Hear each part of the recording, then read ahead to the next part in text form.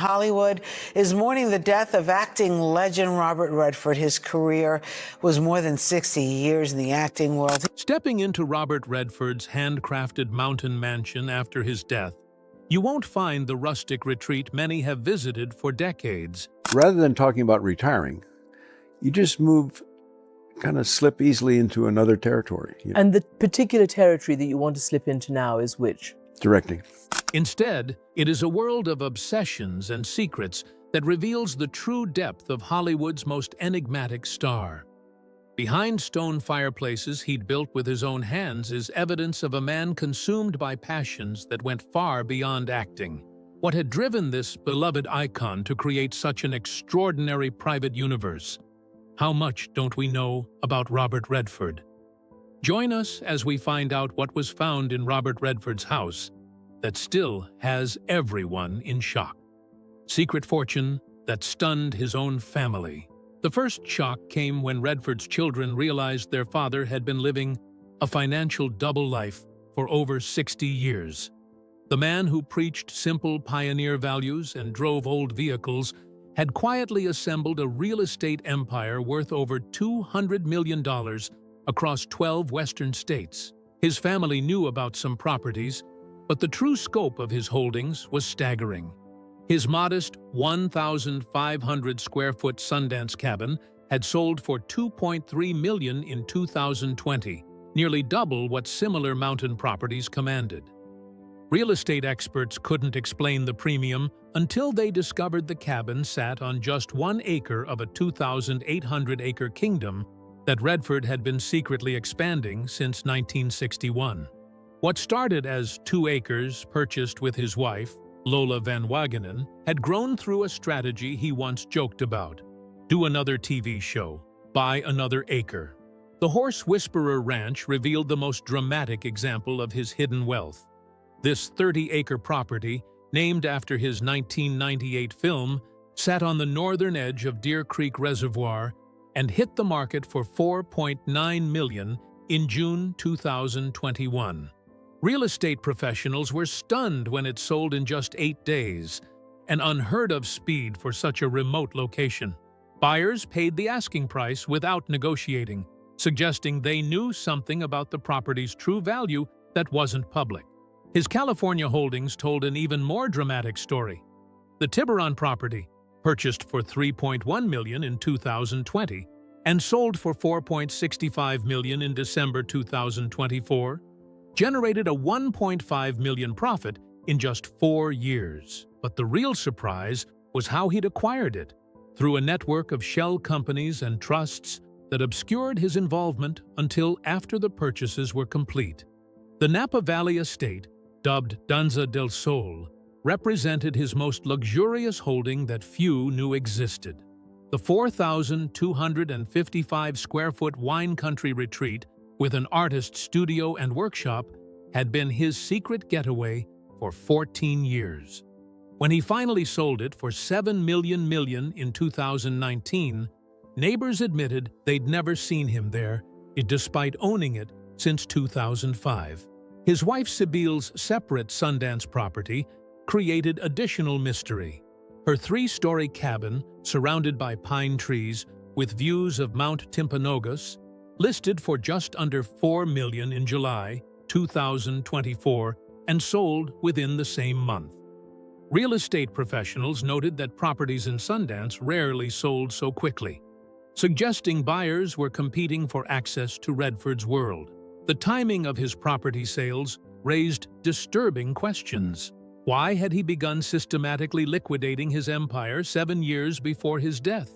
Financial records showed he'd been converting physical assets into offshore accounts and cryptocurrency investments that would be nearly impossible to trace. The man who'd spent 60 years accumulating land was suddenly desperate to turn it into untraceable wealth. After his death, investigators uncovered a startling paper trail buried within his bank statements. Month after month, vast streams of income flowed quietly into his accounts. Money his own family had no idea existed. There were steady royalty payments from old creative works, lucrative licensing deals tied to his name, and even rental profits from properties scattered across cities they had never once heard him mention. To those who knew him, he had always been the picture of simplicity, a rugged mountain man who seemed uninterested in the complexities of wealth.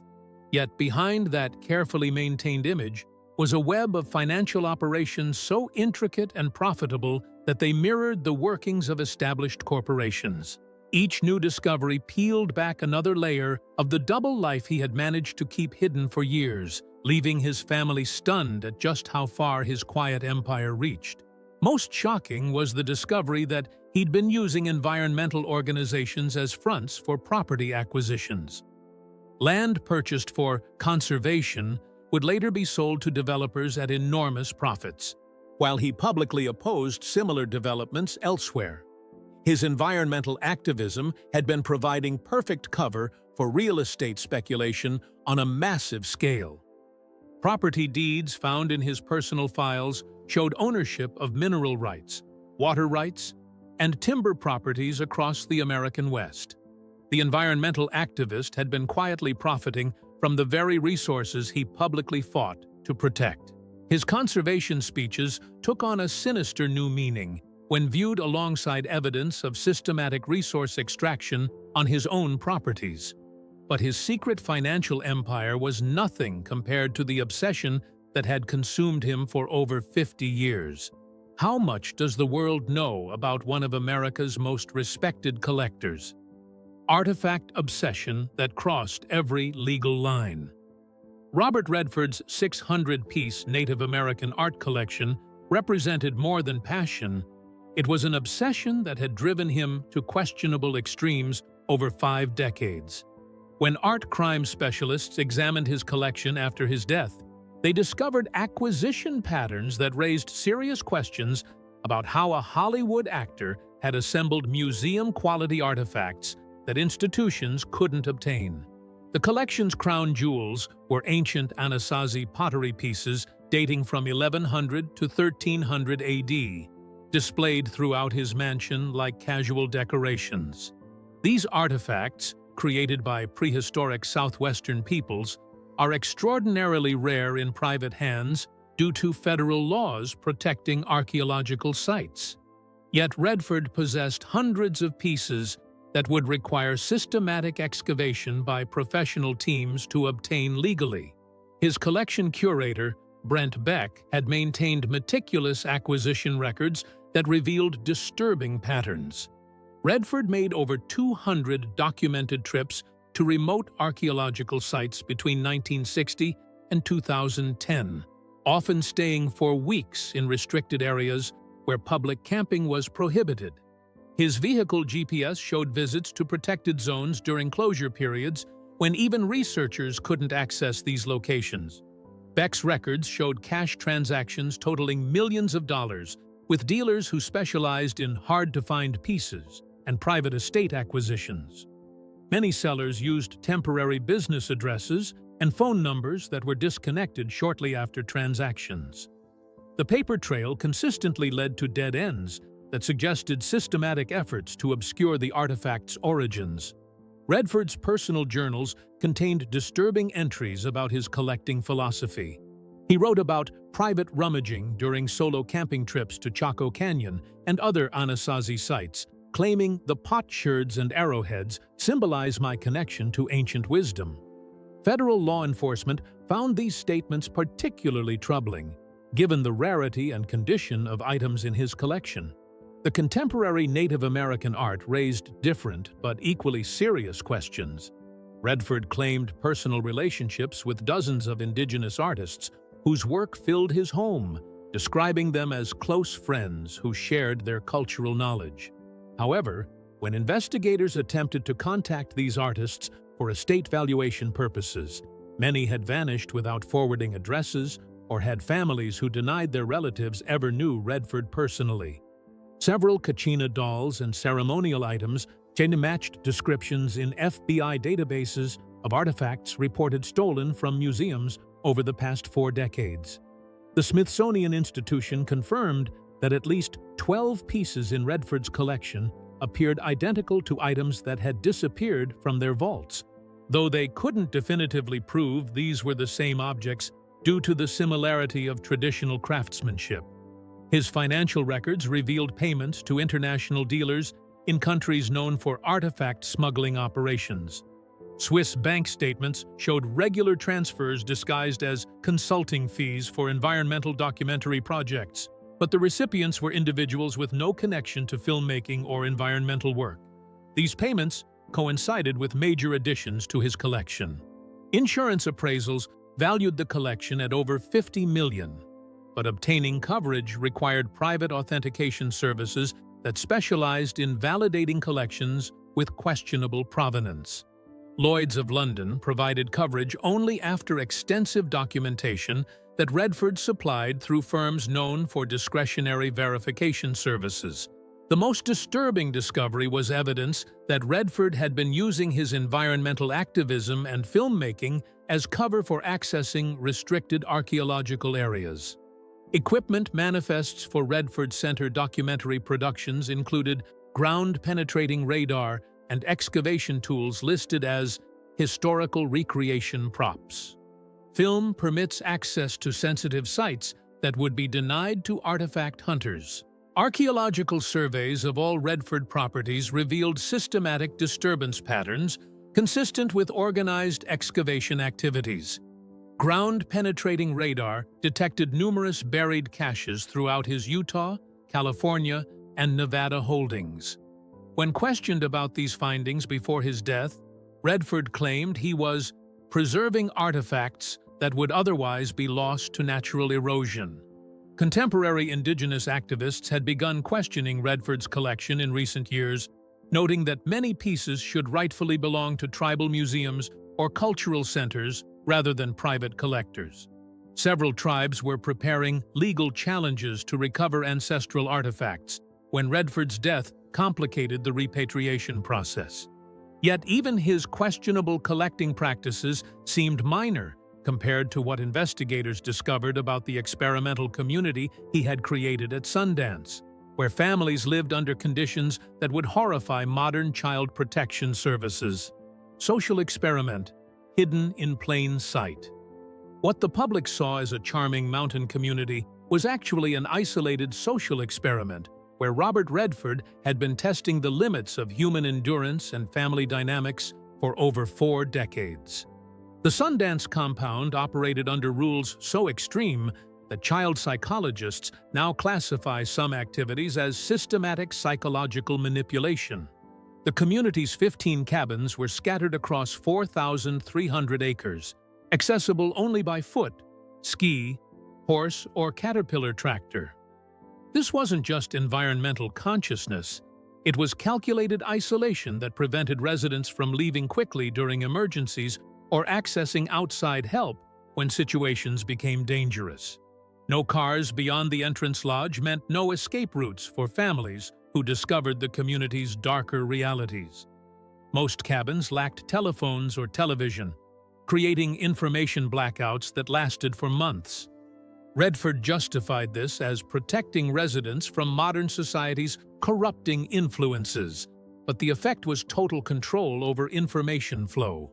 Families couldn't contact emergency services, receive news about outside events, or maintain relationships with people beyond the compound. Children in the community experienced childhoods that would trigger immediate intervention from social services today. Redford's philosophy required them to earn necessities through dangerous labor that adult supervisors wouldn't attempt. His own 3 children, Shauna, Jamie, and baby Amy Hart, spent 4 months annually at the compound, subjected to what he called character development, but which resembled systematic deprivation. His parenting rules were particularly disturbing. If they want a horse, they've got to bridle it, saddle it, groom it, clean it, catch it, let it go, feed it, he declared. If they're not prepared to do that, they can't have a horse. This meant children as young as 8 were handling 1,000-pound animals without adult supervision, often in dangerous mountain terrain where injuries could be fatal. The survival camps he organized for local children involved abandoning them in wilderness areas with minimal supplies for days at a time. These weren't supervised camping trips. They were isolation experiments where children were deliberately exposed to fear, hunger, and potential death to test their resourcefulness. Several participants later required therapy to recover from trauma they experienced during these ordeals. Construction projects required children to perform dangerous manual labor that would violate every modern child safety regulation. Frank Magelby's 5 children were expected to help dismantle and rebuild their cabin log by log, handling heavy timber and power tools without safety equipment. When Sidney and Claire Pollock built their cabin with help from Redford's brother-in-law, Wayne Van Wagenen, their children lifted support beams by hand since no crane could reach their remote location. The community operated its own food production system that frequently resulted in malnutrition during harsh winters. Redford's wife, Lola, ensured that the business of daily living never comes canned, bottled, pre-packed, pre-cooked, or deep frozen. But this philosophy meant families often went without adequate nutrition when crops failed or hunting was unsuccessful. Children showed signs of weight loss and developmental delays that concerned visiting relatives. Medical emergencies in the community became life-threatening due to isolation and communication restrictions. When accidents occurred during construction work or children were injured during unsupervised activities, reaching professional medical help required hours of travel over dangerous terrain. Several residents suffered permanent disabilities from injuries that could have been easily treated with prompt intervention. Educational neglect was systematic throughout the community. Children were expected to learn through manual labor and wilderness survival, rather than attending regular schools. Many grew up functionally illiterate, despite their parents' good intentions. Redford believed that traditional education corrupted natural intelligence, but the result was adults who couldn't function in normal society. Psychological manipulation extended beyond children to adult residents. Redford maintained detailed files on every family's personal dynamics, financial situations, and individual vulnerabilities. He used this information to prevent families from leaving by creating artificial crises that made departure seem impossible or dangerous to depart. The community's environmental projects often required residents to perform unpaid labor that enriched Redford while destroying their own financial security. The restoration of 88-acre meadows involved families working without compensation on projects that increased his property values while their own resources were depleted through extended residence at the compound. But even these disturbing community practices were overshadowed by what Redford had been secretly doing to Hollywood's elite, who trusted him enough to visit his mountain retreat. Celebrity surveillance network Robert Redford's Sundance retreat served as a sophisticated intelligence operation where Hollywood's elite unknowingly surrendered their most private secrets to a man who had been systematically documenting their vulnerabilities for over 50 years. The scale of his surveillance network only became apparent when investigators discovered the archive he had been building in secret. The mansion's security system, installed during the 1970s renovation, was far more extensive than anyone realized.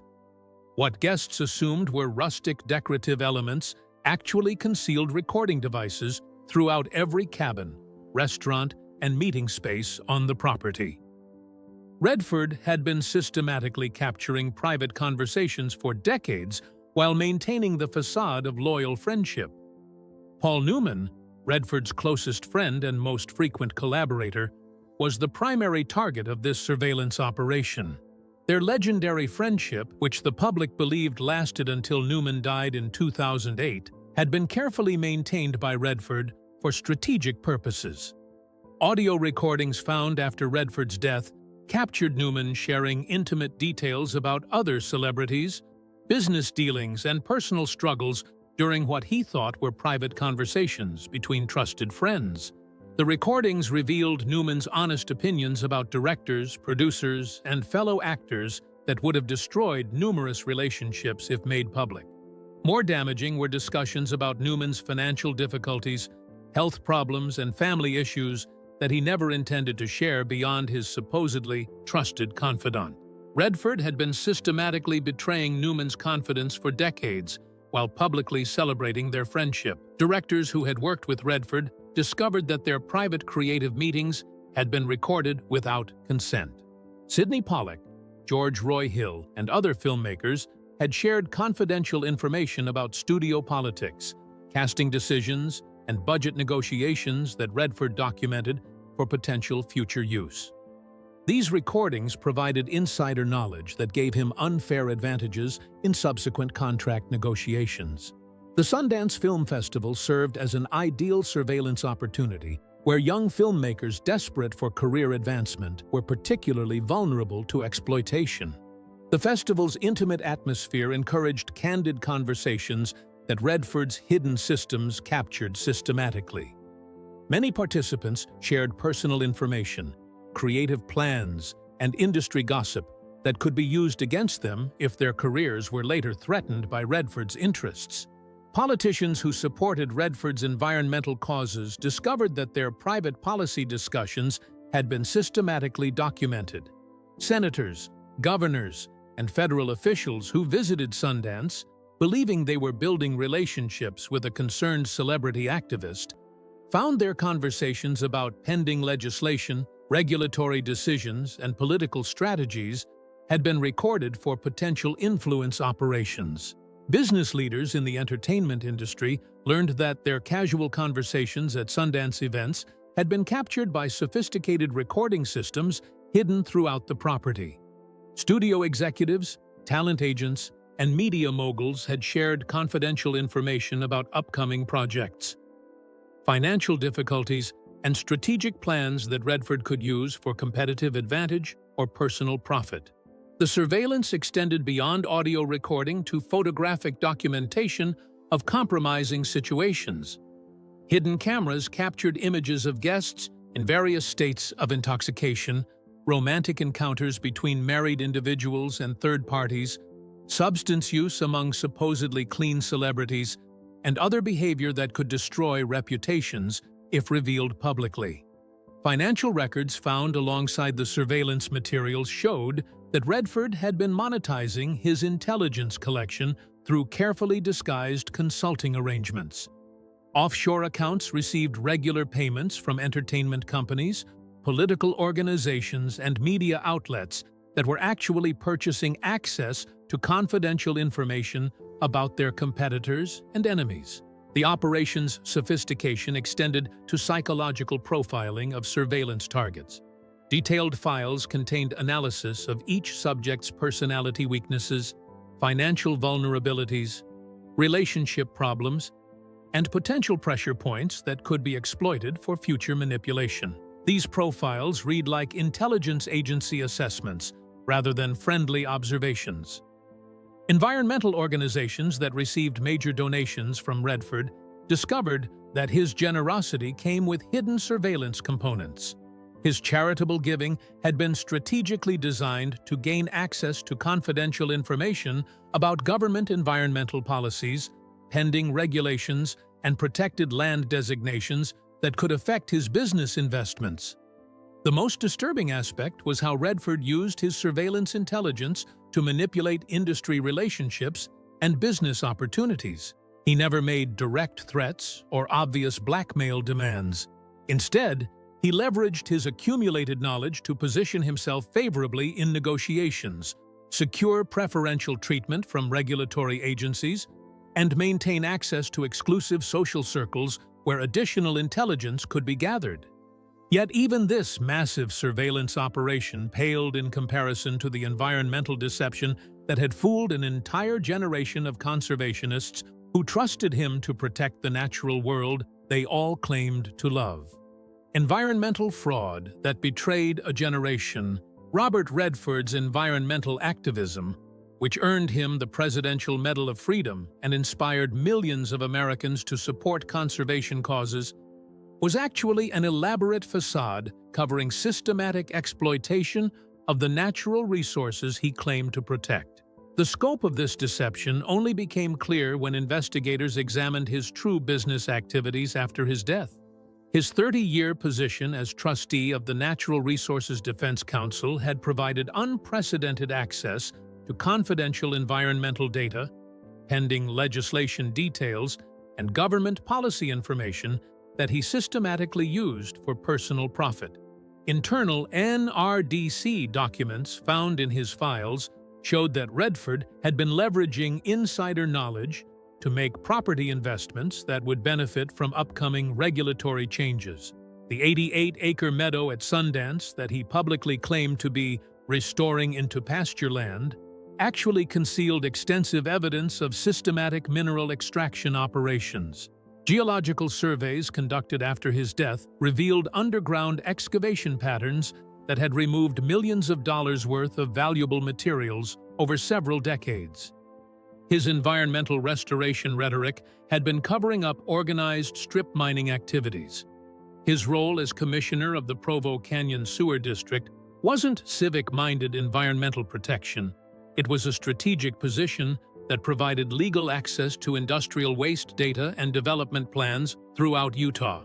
This information allowed him to identify properties that would be affected by environmental regulations before those changes became public, enabling him to buy low and sell high with guaranteed profits.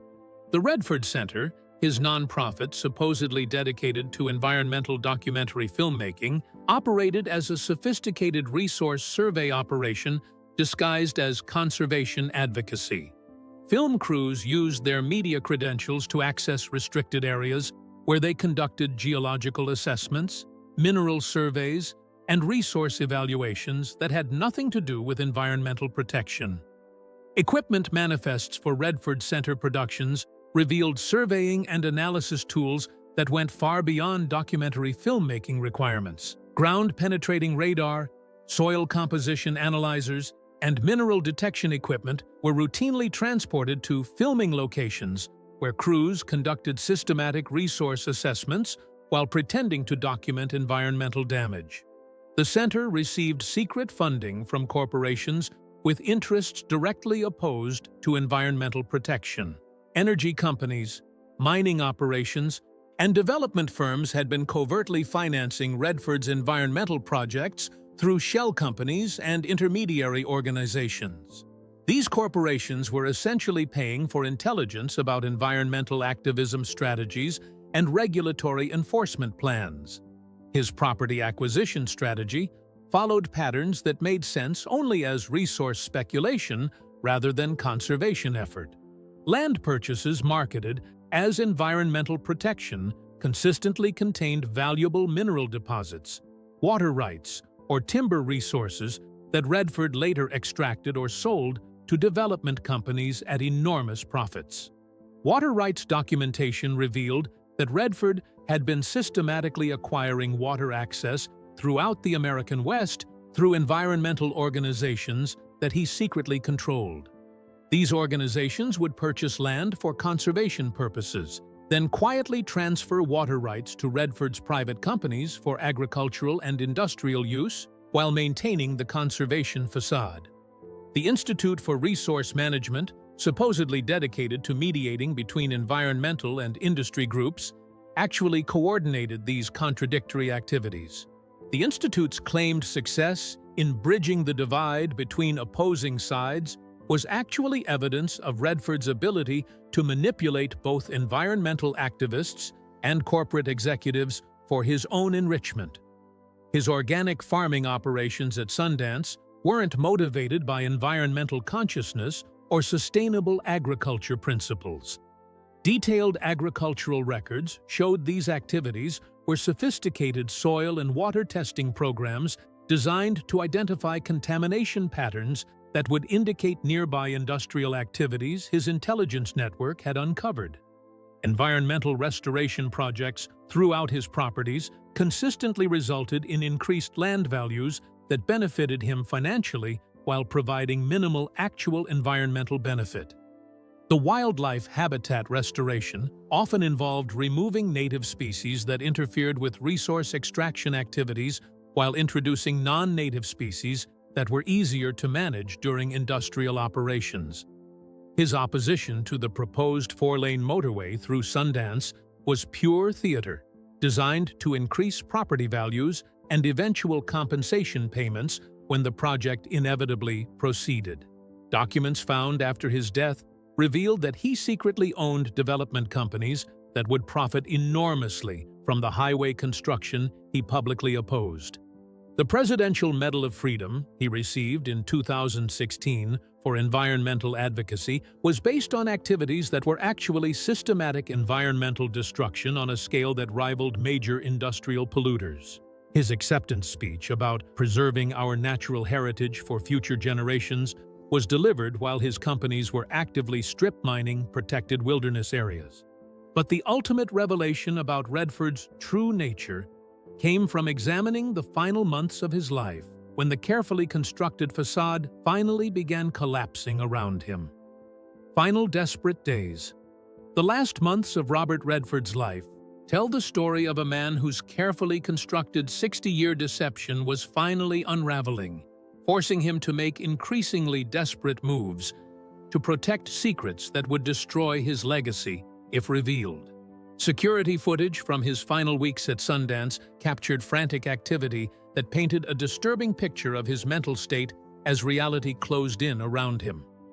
His systematic liquidation of properties beginning in 2018 wasn't estate planning.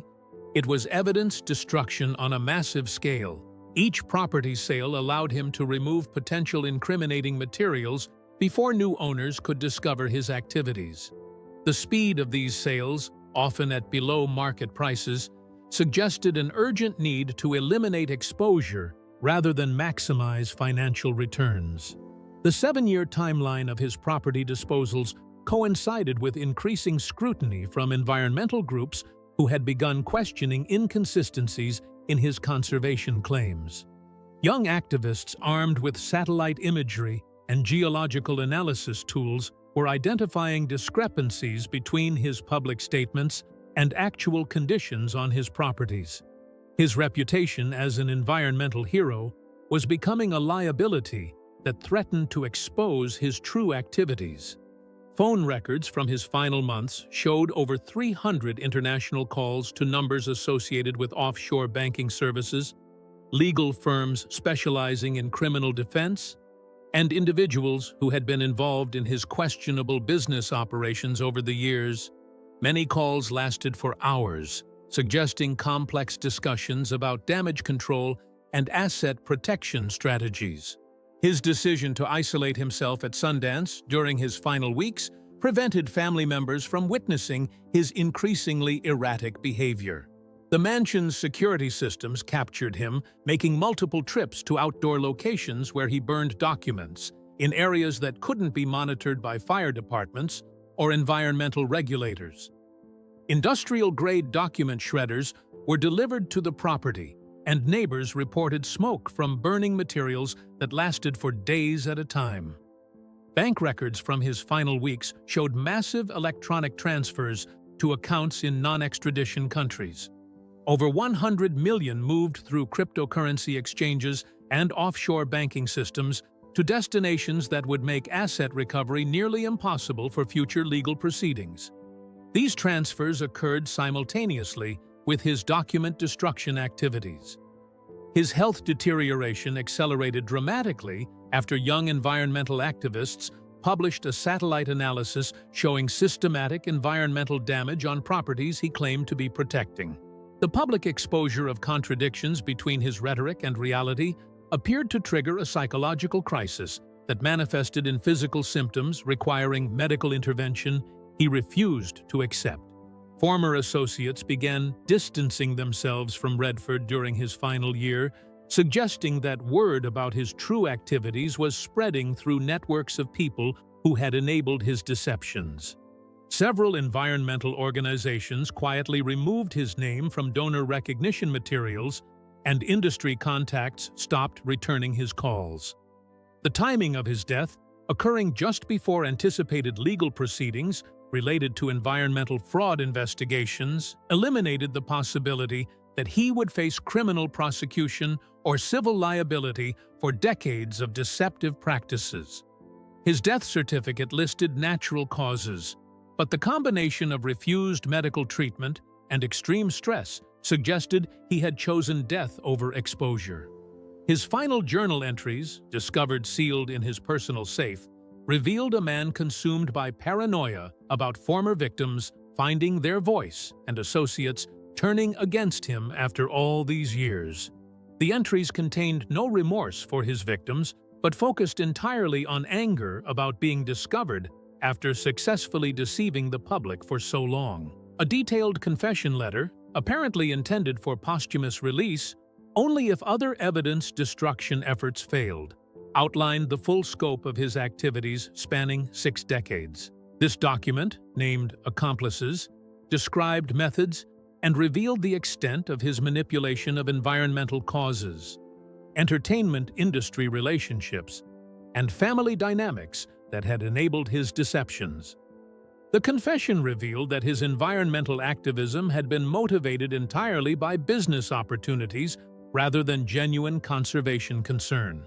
Every major environmental position he had taken was calculated to benefit his hidden business interests, while his public statements about preserving nature for future generations were deliberate lies designed to maintain his reputation while exploiting the resources he claimed to protect. His death at Sundance was a peaceful return to the mountains he loved. Thank you for watching. Like, comment, and subscribe. Also, check out another interesting video by clicking on the video shown on your screen. See you on the other side.